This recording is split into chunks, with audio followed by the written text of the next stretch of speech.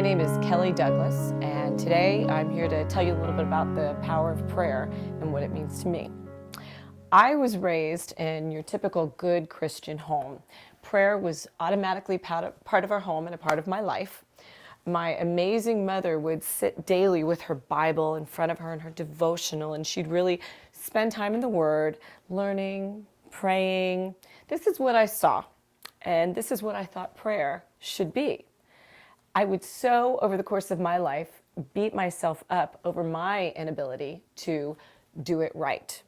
Who has the time to focus like that in today's nonstop world of kids and jobs and pressures? Who has the time? Well, my nonstop world took a crazy turn with a cancer diagnosis in 2011. When you hear the words, "It's cancer, Kelley," it really is nothing short of life-changing.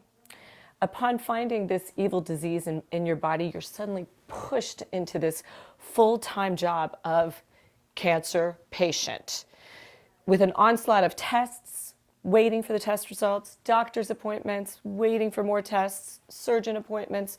By the way, did I mention more tests? Waiting for results. There's really very little focus or motivation to even bow your head and find God's grace, to really look for His healing. You're discouraged, you're disenchanted. But isn't it these times when we feel most alone that God really wants us to turn toward Him? I was alone in this crisis. I felt very alone, and I was probably a bit angry too, and I definitely felt like my body had just let me down.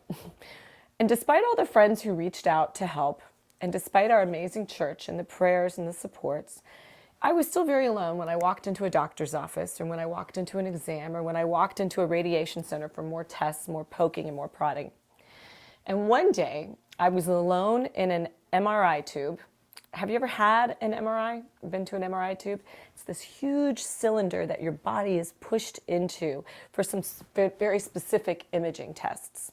It's very noisy with a constant banging of the machinery behind you. And that constant banging, every clang, reminded me that something was very wrong with me, and I was very alone, and it was very hard in that tube to stay very, very still. But it was alone in this MRI tube when faith came and when prayer came. I laughed to myself thinking of it now. It was like the Jordan River just flowing out. My prayers for help, for peace, for strength, and for healing, they just came. My heart was purposeful in reaching out to God. I didn't have a Bible nearby, but I could quote Philippians 4:13, "I can do all things through Christ who strengthens me." And with just what words I had in my heart, I could speak to God. I walked out of that appointment, that crazy couple of hours in an MRI tube, all alone, but I wasn't so alone. I walked out of that appointment feeling lighter, feeling like I wasn't alone. God had given me the ability to keep going. It was like a hug from Him. The prayer that I was able to pray gave me the strength, the chutzpah, the stamina to keep going when I really needed it most. I have to say that I've never felt quite so alone in all of my medical challenges since then. That MRI that day changed my perspective on the power of prayer. Prayer is not about how you do it, where you do it, or whether you begin with the reverence of our Holy Father or, "Hey God, what's up?" Prayer is about furthering a relationship enough to let Him in with all the perfect imperfections that we have to share with our Father.